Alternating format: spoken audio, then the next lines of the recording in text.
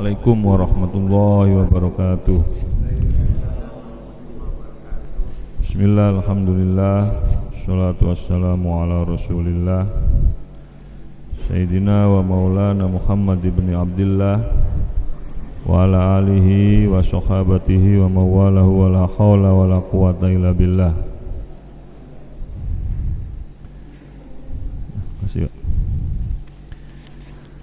Amma ba'du. Qala al-musannifu rahimallahu ta'ala wa nafa'ani wa iyyakum bi ulumi fid dharain amin ya rabbal alamin. Qala Allah ta'ala wa qad kafaru bihi min qablu wa yaqdhifuna bil ghaibi min makanin ba'id wa qila bainahum wa baina ma yashtahuna kama fu'ila bi asya'ihim min qabl innahum kanu fi syakkin murib. Sadaqallahul azim wa sadaqa balagha rasulun nabiyul habibul karim wa nahnu ala dzalika minasy syahidin wasyakirin walhamdulillahi rabbil alamin. Alhamdulillah, hadirin jamaah sekalian,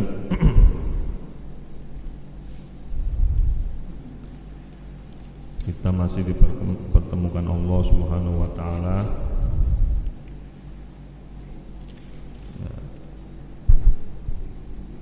Mudah-mudahan kesempatan yang diberikan oleh Allah ini bisa kita pergunakan dengan sebaik-baiknya untuk kebahagiaan kita nanti di akhirat.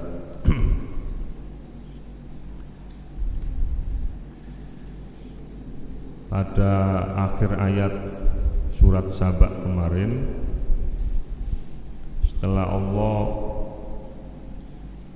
memberikan pemahaman kepada kita semuanya bagaimana orang-orang yang ingkar, orang-orang yang kufur, orang-orang yang tidak beriman telah mereka menyaksikan kehidupan di akhirat, maka mereka semuanya berharap untuk bisa kembali ke dunia dan beriman kembali.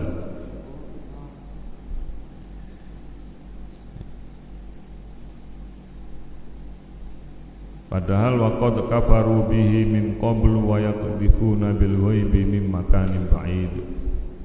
Dulu mereka enggak percaya dengan hal-hal yang gaib. Hal yang gaib itu apa? Salah satunya ya tentang Allah.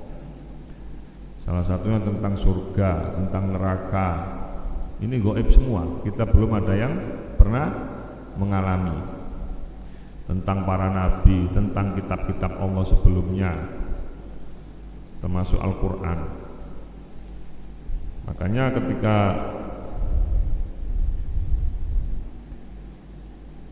keimanan kita diuji dengan hal-hal yang gaib itu, disitulah bedanya orang-orang yang ingkar dan orang-orang yang beriman. Termasuk qada dan qadar ya. Termasuk rukun iman yang kita yang terakhir, yaitu apa? Beriman kepada takdir, ketentuan Allah, baik itu yang baik ataupun buruk. Ini juga gaib bagi kita, apalagi kemudian hari akhir. Nah, orang-orang yang ingkar mim makanim ba'id, dari tempat yang jauh, maksudnya di kehidupan dunia sudah ingkar, sudah wayaqdhifuna bil ghaib. Mereka membuang gitu aja hal-hal yang enggak percaya dengan sesuatu yang gaib. Sehingga pada puncaknya waqila bainahum wa baina ma yashtahun kama fu'ila bi asya'ihim min qabl. Sehingga setelah itu sudah tidak ada lagi, Allah enggak mau lagi berdiskusi, berdebat dengan orang kafir. Itu tidak ada apa?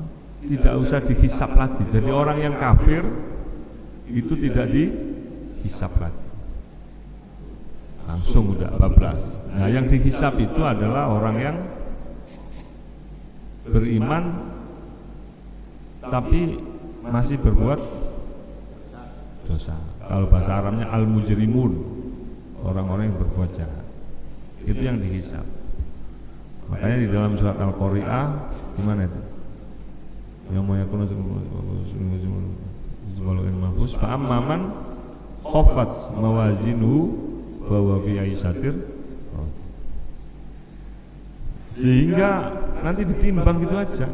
Kira-kira yang baikan, yang banyakan yang baik atau yang buruk. Kalau banyakan yang baik, insya Allah fi isatin rodiyatin.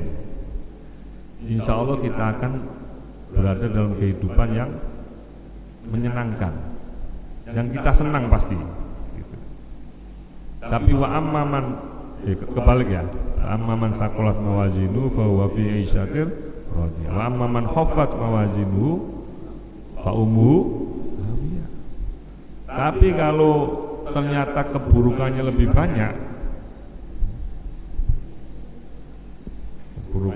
banyak, ya sudah, Pak Ummu Hawiyah, kemungkinan besar akan terjun payung ke neraka Hawiyah. Wa ma adraka ma hiya narun hamiyah, api yang sangat panas. Nauzubillahi min dzalik. Makanya bersyukurlah bagi orang beriman, karena keimanan kita itu masih. Nah, walaupun begitu, walaupun masuk neraka, pasti nanti ada kesempatan masih bisa masuk surga. Karena di neraka itu hanya dicuci saja, dibersihkan. Sama kayak kita mau sholat, wajib wudu, iya, wajib bersih dari najis dan hadas. Najis itu sesuatu yang konkret, yang kelihatan. Hadas ini sesuatu yang abstrak, nggak kelihatan. Kita masuk surga itu juga harus suci dari sesuatu yang abstrak dan sesuatu yang nyata, yang mengotori kita. Makanya kemudian di dunia sudah diajarkan mensucikan dari hadas besar, hadas kecil. Hadas itu kan nggak kelihatan ya. Kentutnya di mana, yang dicuci di mana. Kalau najis kelihatan, najis ada di sini, ya dicucinya di sini. Kita kejatuhan tai cicak ke sini, ya yang dicuci di sini. Tapi kalau hadas, yang kencing di sini, bersihnya di sini, ya enggak? Yang kentut di sini, bersihnya di sini. Yang megang tangan, yang dibersihin muka dan seterusnya. Nah. Sehingga pada puncaknya kemudian wahila bainahum wa baina ma yashtahun.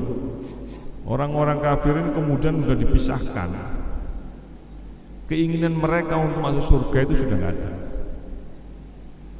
Jadi wahila dan dipisahkan, dihalang-halangi bainahum, di antara mereka, wa baina ma yashtahun, dan di antara sesuatu yang mereka inginkan.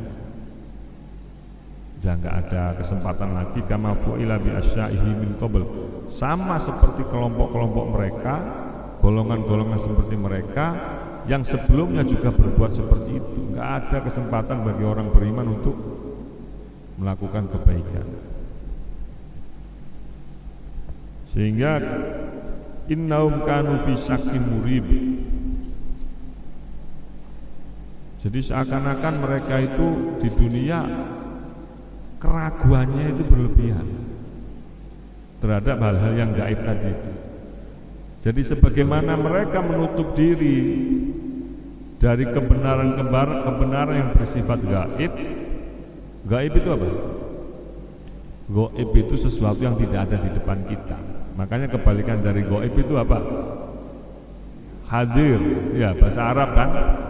Kalau dulu di absen panggil namanya Sundin, hadir, kan gitu, ya kan?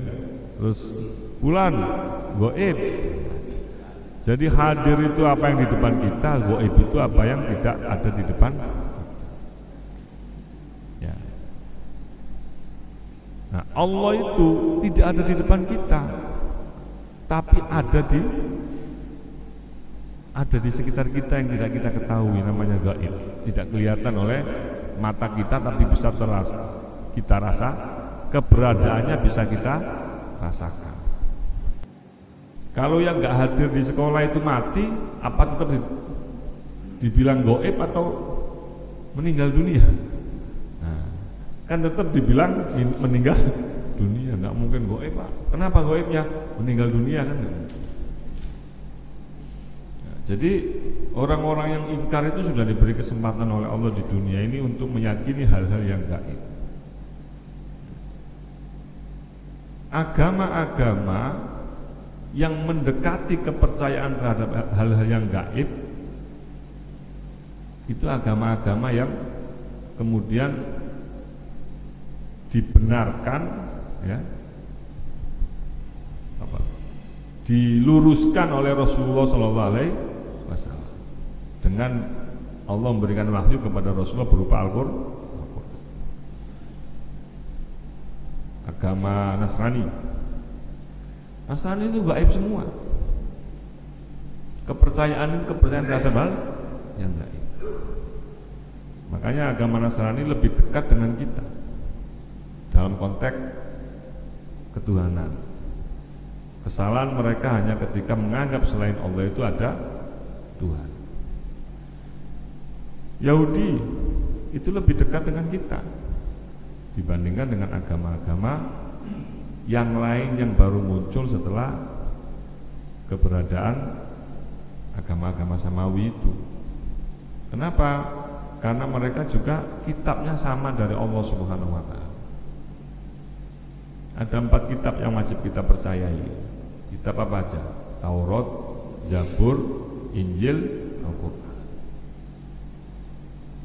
Nah, agama Yahudi itu kitabnya Taurat. Bahasa Inggrisnya Torah ya. Kitab agama Nasrani kitabnya Zabur, Injil. Kemudian ada nyanyian-nyanyian gereja itu diambil dari kitab Zabur. Karena kitab Zabur itu isinya pujian-pujian kepada Tuhan, kepada Allah, kepada utusan-utusan. Makanya kemudian disebut Alkitab atau Bimbel ya. Mereka semua, dan ternyata agama-agama yang lain itu juga ada keterkaitan dengan hal-hal yang gaib, ya enggak? Agama Hindu, agama Buddha, Konghucu, sesuatu gaib semua. Nah, mereka-mereka yang musyrik ini, ya tanda kutip yang kafir ini, mereka kemudian seakan-akan fi syakkin murib, seakan-akan ragu sekali dengan hal yang gaib ini, kemudian mewujudkan, ya enggak? Dalam Islam juga diwujudkan, tapi tidak sampai kepada tataran Tuhan, ya enggak? Masjid ini rumah siapa? Memang Allah punya rumah. Nah, jadi ini perwujudan aja, supaya kita ini punya rasa dalam keimanan kita bahwa kita ke masjid itu datang ke rumah Ka'bah itu Baitullah, artinya tapi tidak sampai Tuhan. Nah, selain Islam ini kemudian mewujudkan bukan hanya rumah atau yang lain, tapi Tuhan, ya kan? Tapi itu Tuhan.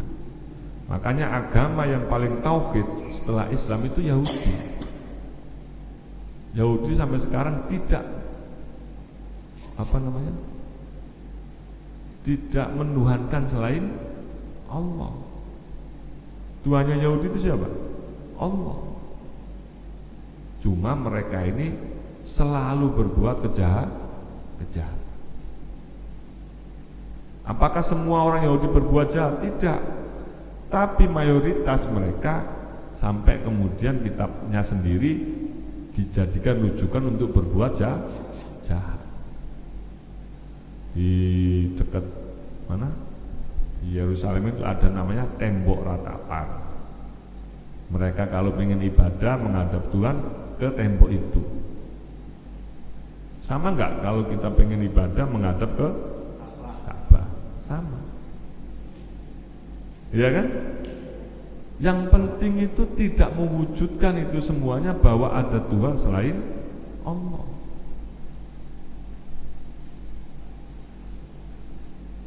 Orang Yahudi Tuhannya Allah. Satu yang salah dari mereka tidak mengakui Muhammad sebagai utusan Allah. Sementara syahadat kita itu asyhadu an la ilaha illallah wa asyhadu anna Muhammadar Rasulullah. Sehingga kita diajarkan bagaimana kita mempercayai yang gaib. Ini penting. Karena kalau kita sekali tidak percaya dengan yang gaib, maka keimanan kita rusak semua. Salah satu hal yang gaib itu adalah tentang yang saya pernah ceritakan tentang nur Muhammad sallallahu alaihi wasallam. Bahwa sebelum Allah menciptakan Nabi Muhammad sallallahu alaihi wasallam, Allah bahkan sebelum menciptakan dunia ini, bumi, alam semesta ini, Allah sudah menciptakan yang namanya nur Muhammad. Ya kan? Sehingga Allah menciptakan Adam juga karena nur Muhammad. Menciptakan semuanya juga karena ada nur Muhammad. Masih ingat enggak logikanya seperti apa itu? Keimanan kita udah, yang penting kita percaya. Tapi keimanan kita diragukan oleh saudara-saudara kita yang mengatakan bahwa hadis itu do'if. Bahkan ada yang mengatakan hadisnya palsu. Di Quran nggak ada tentang nur Muhammad. Masih ingat nggak logikanya seperti apa? Jadi Allah itu sebelum menciptakan alam semesta ini sudah ada dalam takdir Allah nggak bahwa Nabi Muhammad akan lahir? Sudah ada belum? Inilah nur. Jadi karena Allah pengen nanti ada khatamun nabiyyin, ada nggak dalam Al-Quran khatamun nabiyyin? Ada, ya kan? Karena Allah pengen nanti ada Rasul yang rahmatan lil alamin, ada nggak di dalam Al-Quran? Maka Allah kemudian menciptakan alam semesta yang kafatal linnas, yang menyampaikan mama khalaqtul insa wal jinna illa liya'budun. Siapa itu? Allah. Lewat lisan Nabi Muhammad. Inilah nur. Sama kayak ketua DKM sekarang, mungkin anaknya belum nikah, apalagi belum cucu, sudah pengen dalam saya pengen nanti punya cucu tentara. Ini namanya nur. Keinginan dalam hati yang kuat bahwa saya harus menikahkan anak saya harus punya cucu. Bisa nggak punya cucu tanpa menikahkan anak? Bisa, tapi ngangkat, ya kan? Ngangkat ponakan atau apa, atau jadiin anak cucu. Itulah yang namanya nur. Dan nur itu semuanya bersifat gaib. Artinya ketidakpercayaan saudara-saudara kita terhadap penciptaan nur Muhammad itu tidak mengurangi keimanan.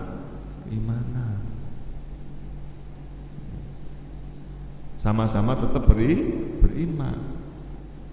Orang yang mengatakan bahwa maulid itu bid'ah, itu juga tidak merusak keimanan. Ya. Makanya mereka tetap saudara kita. Yang berbahaya itu ketika sampai menuduh saudaranya yang beriman sebagai kafir. Wah, itu ke kuburan itu kafir, musyrik itu. Kenapa? Karena nyembah kuburan. Seandainya ya. Nah, ini yang berbahaya.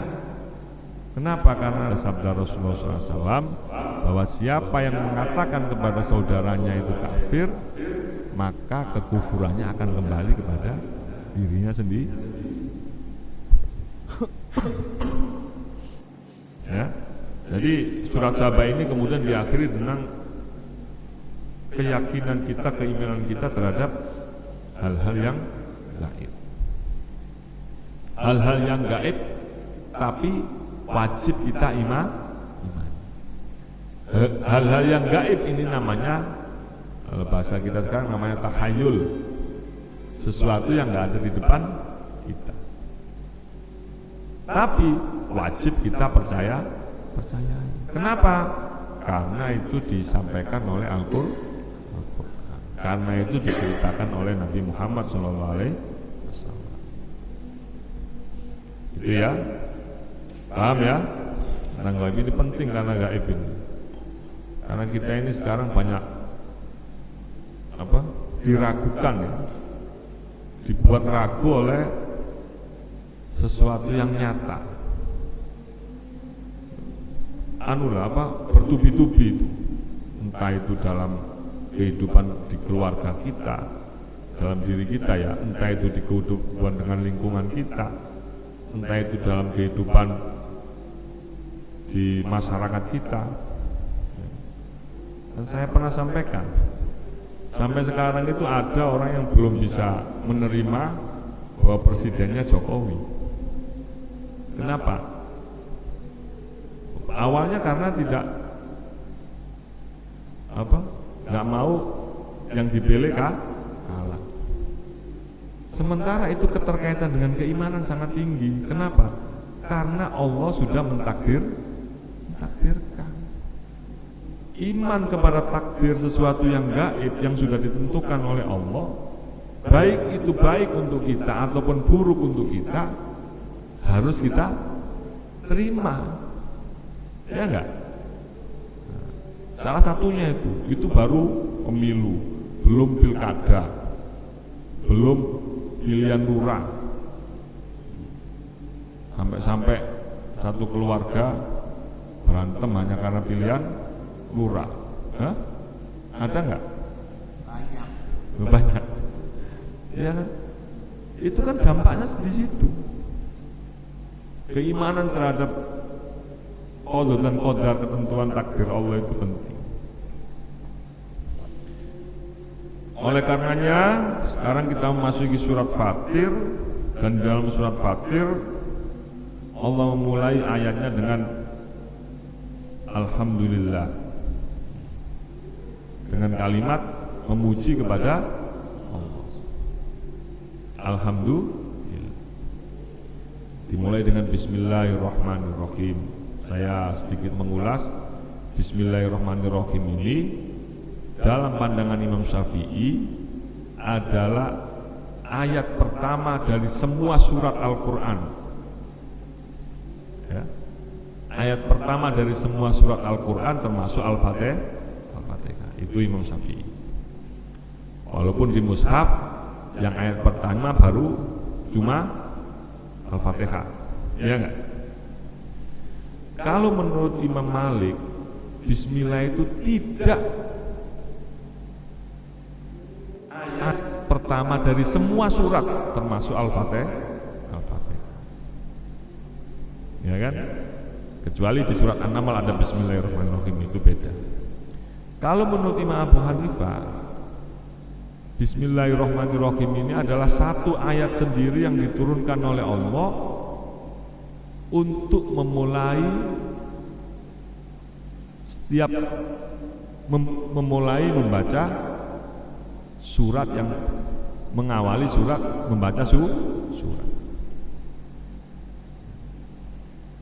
Makanya kalau di Mekah Madinah nggak baca Bismillah atau sir ya, nggak baca Bismillah juga nggak apa-apa sebenarnya, karena mengikuti pendapat Imam Malik tadi itu. Sementara di Mekah Madinah itu imamnya itu dulu yang ini Imam Malik. Imam Malik itu gurunya Imam Syafi'i. Kalau di Indonesia saja itu jadi masalah sebenarnya. Guru saya Syekh Muhammad Alawi itu terkenal dengan Al-Maliki karena beliau mazhabnya Maliki. Kalau doa ya nggak pernah angkat tangan. Kalau sholat subuh ya nggak pernah kunut. Biasa saja. Santrinya kunut ya beliau ikut kunut. Santrinya beliau berdoa nggak angkat tangan, santrinya angkat tangan ya nggak dimarah. Ya. Jadi supaya tahu aja ya. Tapi karena di Indonesia ini mayoritas adalah pengikut mazhab Syafi'i, Imam Syafi'i, Maka semuanya membaca surat itu diawali dengan baca Bismillahirrahmanirrahim. Tapi saya itu agak mengkritisi ketika ada imam, terutama imam Masjidul Ikhwan, kalau baca pertengahan surat jangan dimulai dengan Bismillahirrahmanirrahim. Sebaiknya, walaupun nggak apa-apa. Kenapa? Supaya orang mengetahui, jamaah mengetahui bahwa ini surat adalah awal surat atau pertengahan surat. Nggak baca basmalah juga nggak apa-apa. Tapi baca juga nggak dilarang. Dengan apa? Pertimbangan hadis secara umum, kullu amrin dibalin la yubda'u bi bismillahirrahmanirrahim, bahwa ya, alhamdulillah Allah mengawali surat Fatir dengan alhamdulillah. Segala puji bagi Allah. Jadi mohon maaf ini telat beruntun ini. Jadi ya ini kondisi lah, kalau kata Ketua DKM tadi kan, ya itulah Indonesia gitu. Saya udah berusaha tadi sampai muter-muter sampai turun di Tambun, biar karena di tol juga merah banget, macet. Dan mudah-mudahan bisa membawa keberkahan bagi kita semua. Al-Fatihah. Alhamdulillah.